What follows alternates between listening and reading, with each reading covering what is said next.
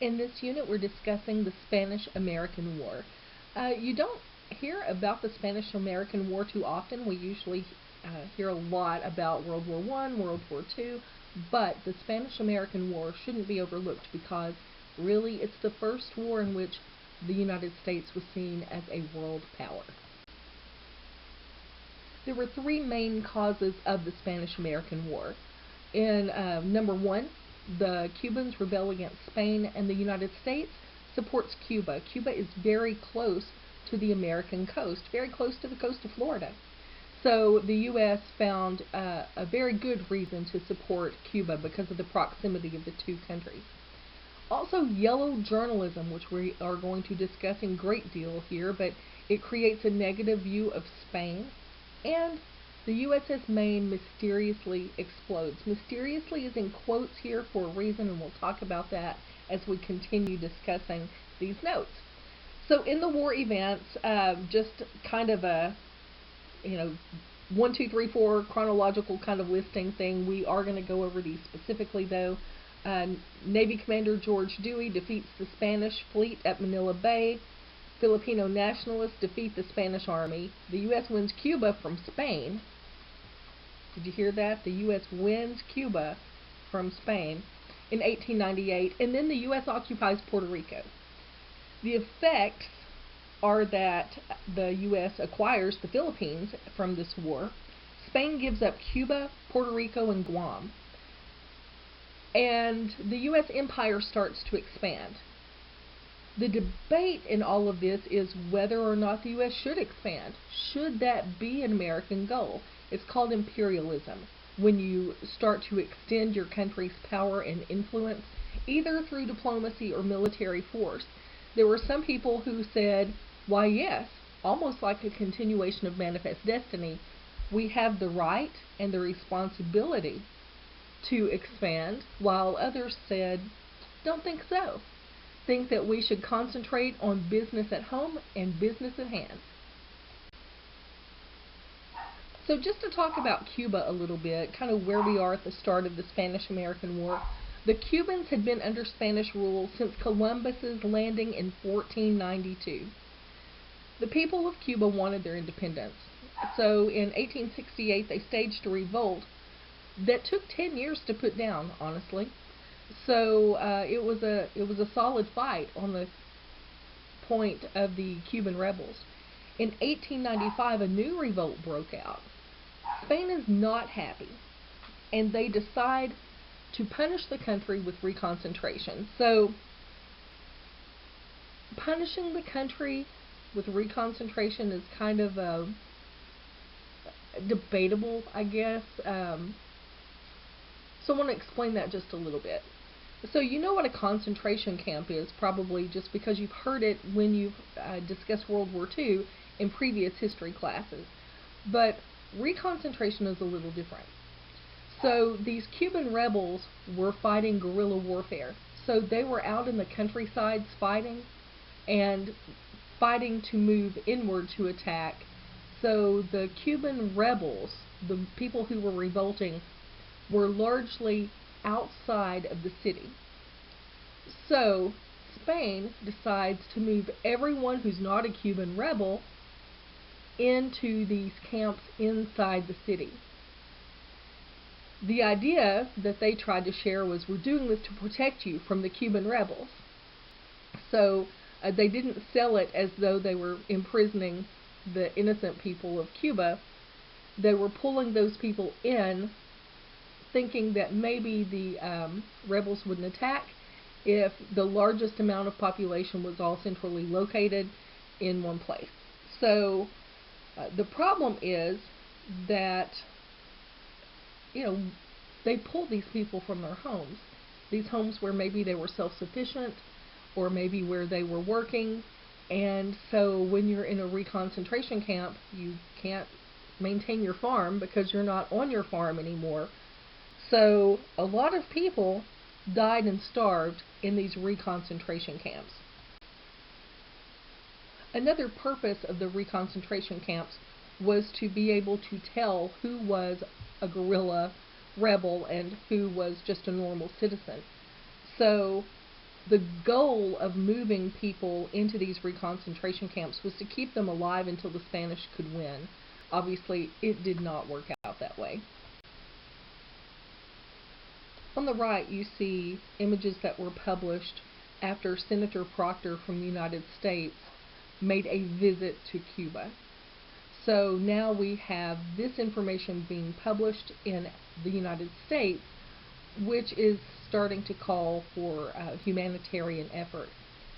After about 200,000 Cubans died in those reconcentration camps, a Cuban exile named Jose Marti, who had been a former Cuban rebel leader himself, asked the United States for help.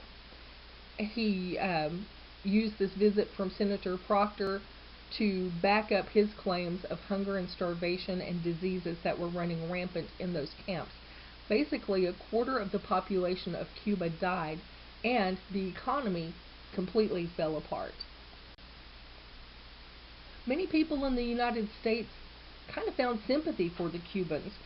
They saw parallels between themselves and the American struggle for freedom and the Cuban rebels who were fighting the Spanish for their freedom. Also, the fact that they were geographically close really kind of brought the U.S. into it even faster for that reason. And then yellow journalism dramatized events, and we're going to define that in just a minute, but an easy way to think of it is fake news. Fake news really helped start the U.S.'s interest in the Cuban crisis. There were others here, too, in the United States who had invested money in Cuba. So for that reason, they really wanted the U.S. to intervene to protect their interests and investments. There were American investors into the sugar and rice plantations that were part of Cuban economy, also railroads and iron mines. So we have people in the United States interested for a lot of different reasons. But the presidents who were in charge of the United States during this conflict were not really interested in getting the United States involved in someone else's war. So President Cleveland and President McKinley, both of them were more interested in domestic matters than these foreign matters, even though they were very close to home in terms of proximity. But, and I can't stress this enough, so this journalism was my first career, and all of this is still so true. And there are good journalists and bad journalists, good journalism organizations and bad ones. But at this time, nothing was regulated. There weren't any really kind of journalistic standards at the time. So we have a newspaper war, basically, between William Randolph Hearst and Joseph Pulitzer. And it was very beneficial to these newspaper publishers for the United States to enter a war. Because if the U.S. entered war, remember, there aren't TVs at this time, so if you wanted to learn about what was going on in the war, you had to read a newspaper. So it was very financially a good idea for the United States to enter the war in terms of newspaper publishing. So William Randolph Hearst even made the comment, "You furnish the pictures, I'll furnish the war." It's basically the idea of the pen is mightier than the sword. In this case, using his powers for evil and not for good. Because what Hearst was saying was, if you give me some pictures, I'll create a story that will help create the war. So headlines sell newspapers, then and now. That's why on the front page of the papers you usually see the most sensational headlines. If you really pay close attention, and if you're buying from a traditional newspaper box, not an online newspaper, but if you're buying from a traditional newspaper box, placement is everything. The newspapers are designed so that you can't read the whole story just by reading it through the newspaper box. And all of these are design elements that were part of the newspaper industry for many, many years. Now that they're online, the same thing is still true. Headlines sell. But, that's why your headlines that you read online are a little more sensationalized. Anyway, These guys want to sell newspapers, and a war will help them do that. So through this yellow journalism, again, a simple definition of that is fake news, they play up these things that are happening in Cuba.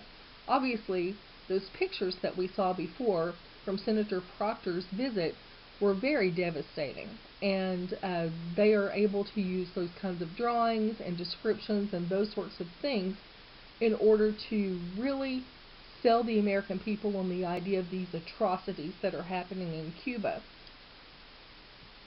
So finally, fighting starts to break out in Havana, which is Cuba's capital, and President McKinley sent the battleship, the USS Maine, to protect American lives and property. The idea was that this USS Maine, this American battleship, was pretty much going to sit in the harbor to let people know that the U.S. was there. The U.S. was not going to let anything happen, either by the Cuban rebels or the Spanish, that would impact the American interest in Cuba. But still, not declaring war, just parking a ship there to say, look at us, we're here, and we're watching you to make sure you don't do anything foolish. So here is our definition of yellow journalism. Yellow journalism is a style of reporting that sensationalizes stories and relies on wild headlines to sell media. Or if we're talking about these days, we're talking about getting clicks, because that is important for today's journalism. And I included some examples here. These are largely from the 80s, 90s, maybe the early 2000s. One is actually from the time period, The World. And you can see that the headline says, "Woman jumps from Brooklyn Bridge, survives mad leap." The way that they use the size of the headline, "survives mad leap," with the exclamation point, is a way that they would get people's attention. Notice you can't read that story right there because that paper is folded so that it couldn't be read. If someone were to just hand it to you, you had to buy it and open it up to read the story inside. Also back then, photography was not as easy, so we have line drawings that were used, and so someone actually had to draw this picture of a woman falling from a bridge so that they could put it in that old newspaper. Also here you'll see, "Obama marriage explodes, wife confronts him over cheating." So I don't think that I have to explain to you how easy it is to Photoshop images and pictures of people. So they captured President Obama and Michelle Obama at different times with these different looks on their face. And, you know, I record a lot of lecture notes, and sometimes I catch myself, I'll freeze frame, and I get faces like that just in talking with lecture notes. So this isn't necessarily a fight. This is just some unfortunate screenshots that were put together and manipulated in order to make it look like a couple is there arguing or has bitter feelings toward each other. But it is the big headline here. It's what they are going to use to sell this newspaper. And I hate to say newspaper because in the newspaper industry, these are tabloids. So tabloids are pretty much gossip, but they do employ the same kind of principles that newspapers do. I want to skip over to the other one. Clinton hires 3-breasted interns. So I actually own this paper because it was just so crazy. I was like, I have to buy this. Also, Edgar Casey reincarnated as a psychic fly. It's like somebody sat around and tried to think of the weirdest things they could possibly think of to put on this cover. Anyway, obviously here we have Photoshop again, and anyway, this was out at about the time that Clinton had several scandals, so it was another Clinton scandal. So obviously, a president's marriage exploding and a president who hires an interesting intern, those are things that are kind of, I'm going to call them bad news, although I would struggle to call them news at all. that they would be bad stories. The one in the middle, my baby's 25 heart attacks in 24 hours, mom's joy after doctor saved tot with 17 operations. So we know this baby is fine. In a way, that's a good news story. But it's still sensationalized by the 25 heart attacks in 24 hours. This baby had more than one heart attack every hour. And this headline really plays that up. Also, Prince could have killed us right up above that. Would encourage people to read too, especially people who are interested in following the royal family. So basically, yellow journalism uses sensationalism to sell or to make money. I want to show you something specifically from the New York World that really kind of exemplifies yellow journalism. I want to point a few things out to you here. Remember, the government is not interested in getting into this war, but the publishers of New York's two largest newspapers very much are, because they can make money if there's a war and people need to buy newspapers. So in this specific case, you notice that the main headline is "Destruction of the Warship Maine was the work of an enemy." So what has happened? Remember, way back as we started talking about this in these notes, I put that the USS Maine mysteriously exploded. So the Maine did explode, and it exploded off the coast of Cuba. So the newspapers in New York, in order to fuel the idea that the U.S. needed to really take action, was this whole explosion. So there was no official word that this was the work of an enemy, but the New York newspapers ran with that idea. Destruction of the warship Maine was the work of an enemy. Okay, so technically not the case. We know today that the reason that the USS Maine exploded is that, ships were created differently then. So there was a lot of fuel packed on board in an area where there also was a fire that had to burn in order to help operate part of the machinery there. So fuel and fire don't mix. So the explosion was actually internally, and it was a ship accident. But no one exactly knows that at this point, and the journalists don't want anyone to have time to think about that. So they come out of the gate with these headlines. Also, Secretary Roosevelt is convinced the explosion of the warship was not an accident. The Journal offers, now this is the newspaper, the Journal offers $50,000 reward for the conviction of criminals who sent 258 American sailors to their death.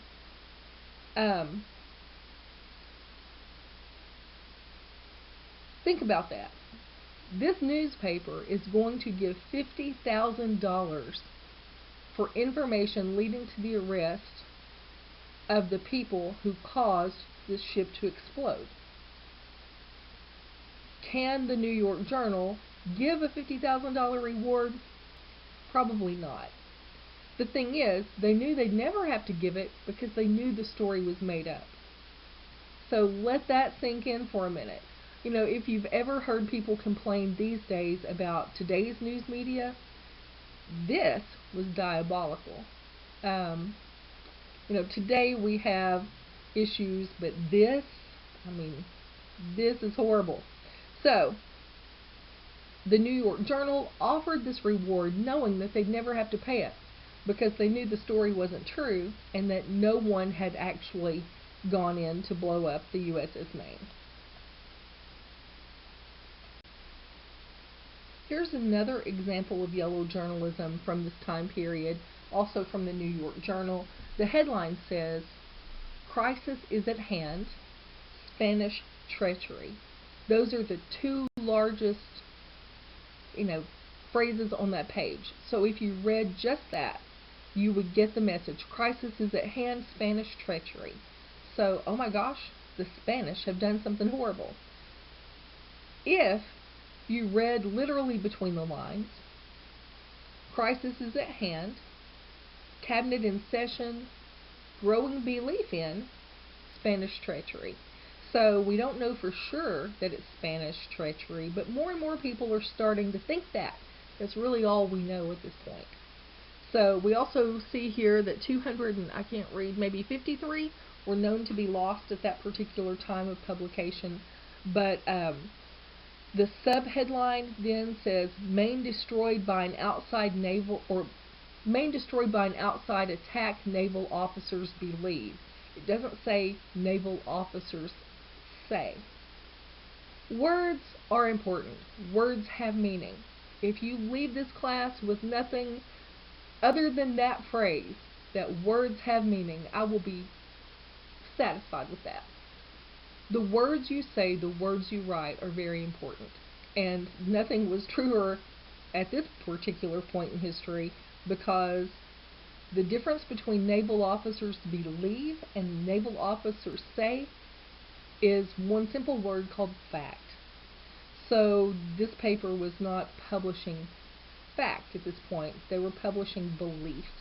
And if you could read the whole thing, it doesn't go specifically into how many naval officers believe. I mean, there's a difference. If 100 naval officers have this belief, and those 100 are the ones who are investigating, then that would be a strong statement.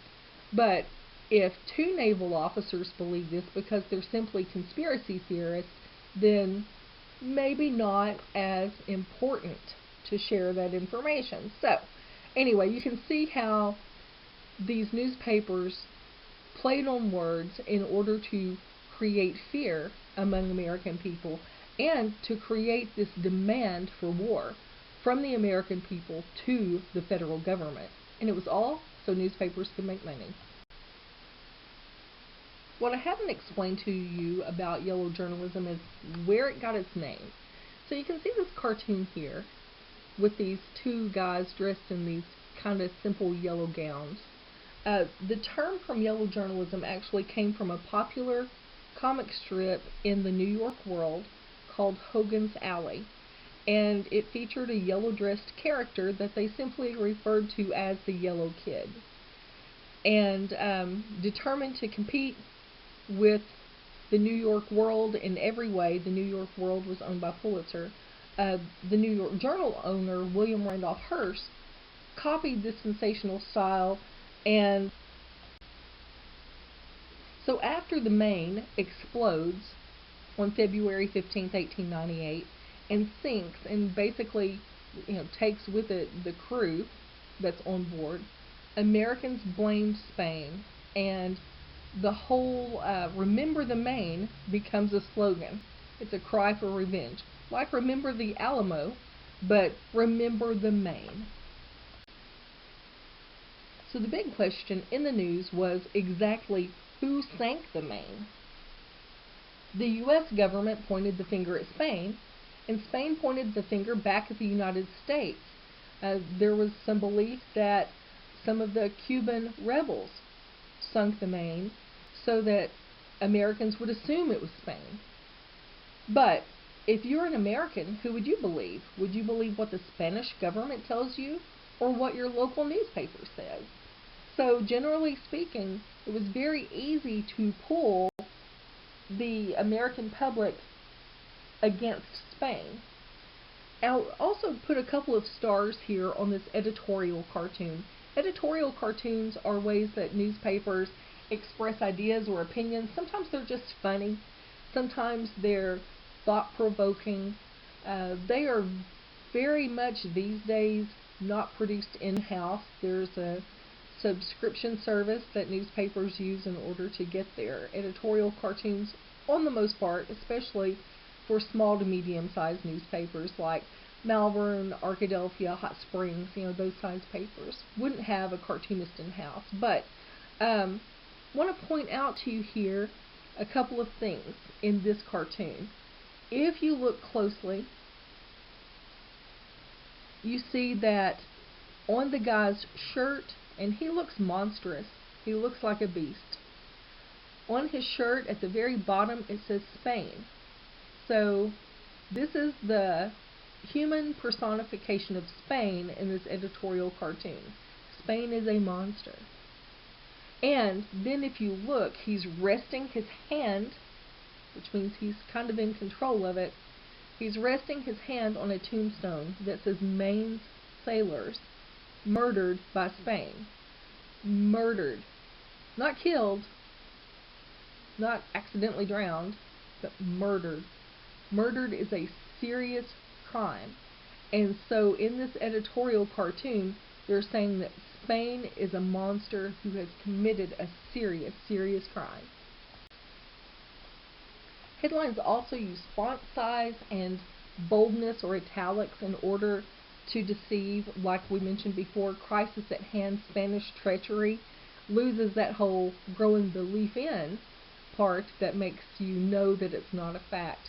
Also, here you can see in bold at the kind of the mid to upper right where it says extra, night extra.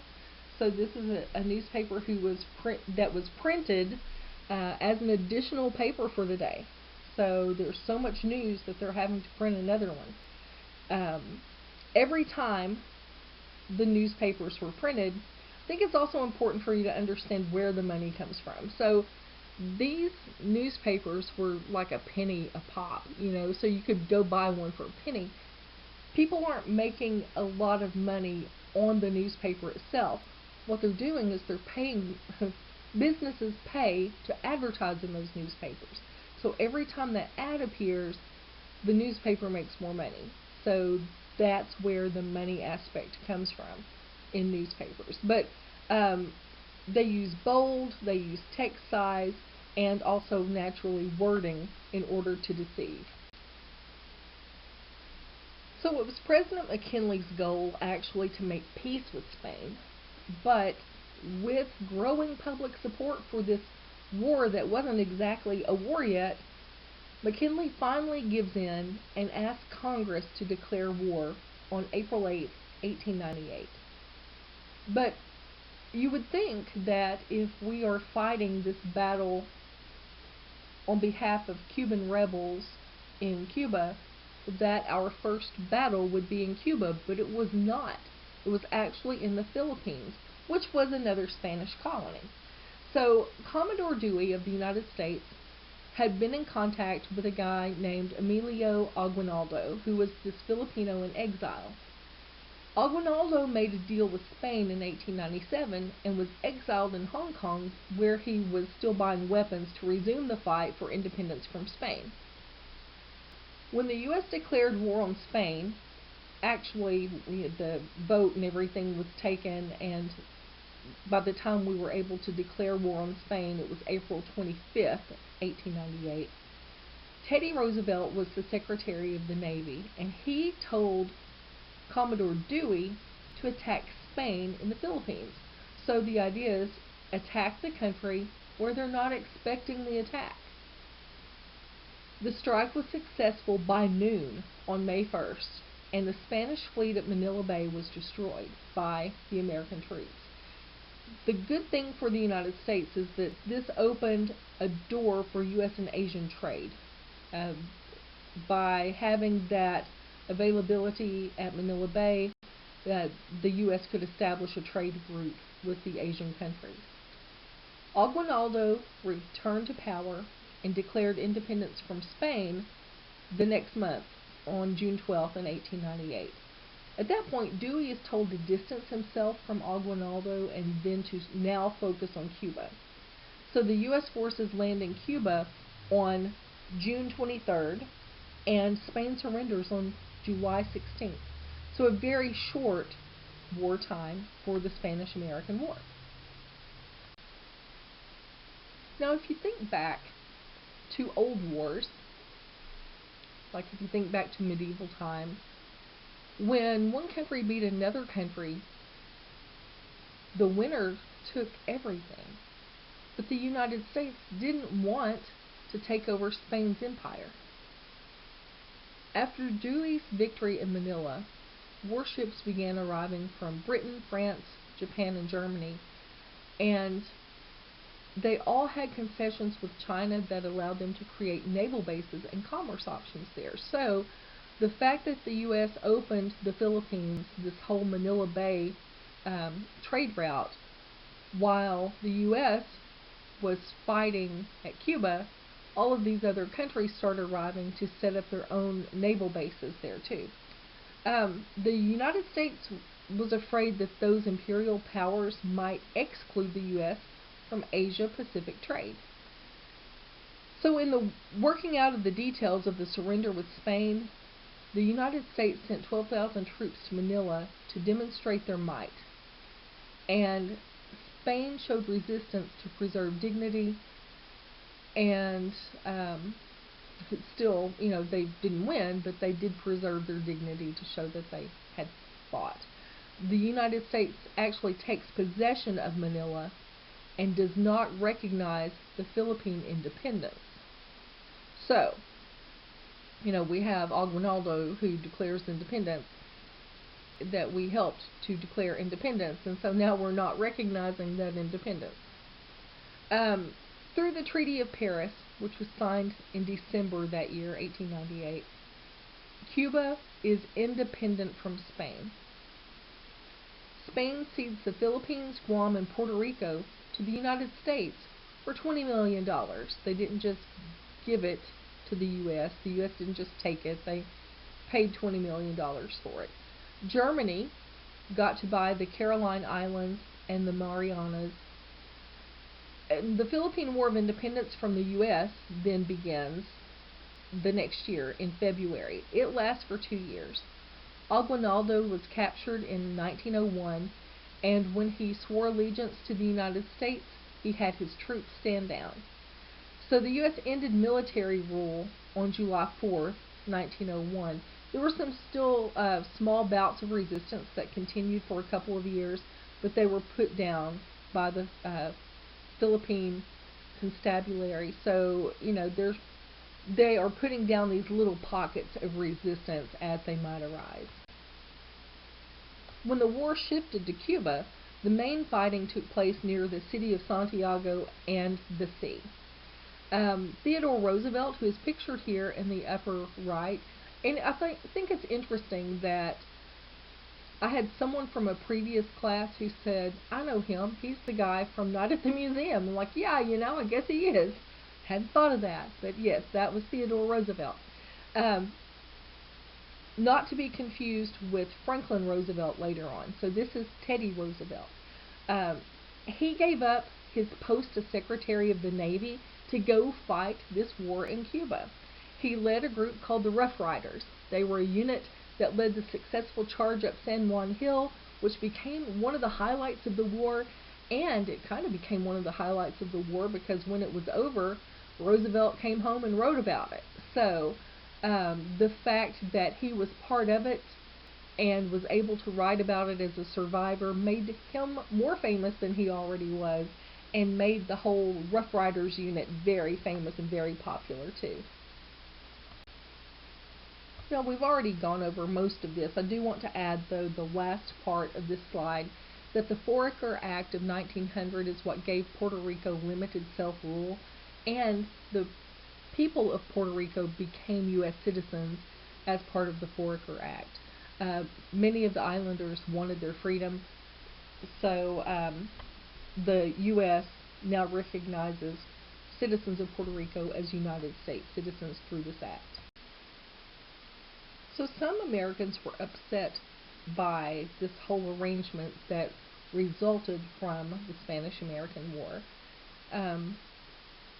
Many believed that taking colonies, like the U.S. did, violated the principle of the Declaration of Independence, which is something that Americans were very proud of and still very focused on the idea of independence in 1898.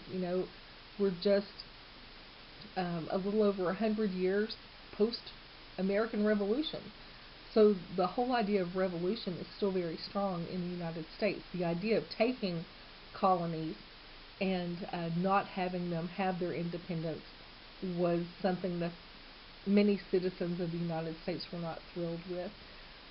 They also felt like acquiring colonies in this manner kind of set the nation up for future wars because, there would be rebels in those colonies who would want their independence, which would just create another situation for war.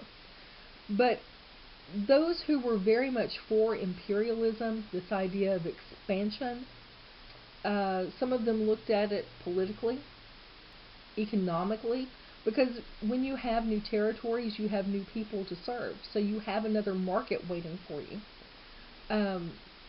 In terms of politics, the idea of spreading democracy, also religion, the idea of being able to spread Christianity largely was the main focus of the religious aspects that people were considering.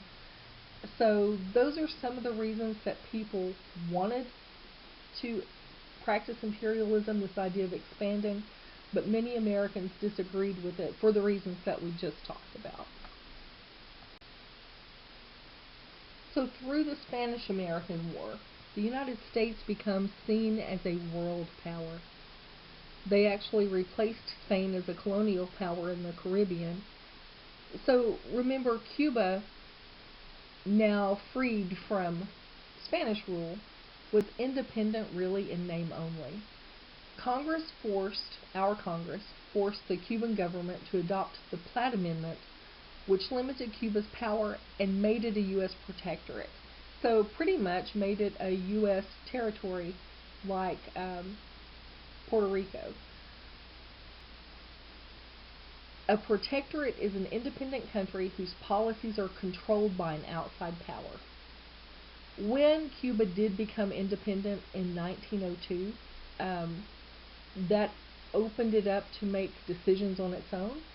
And in the 1950s, Cuba decides to align with Russia, which is how it is now a communist country.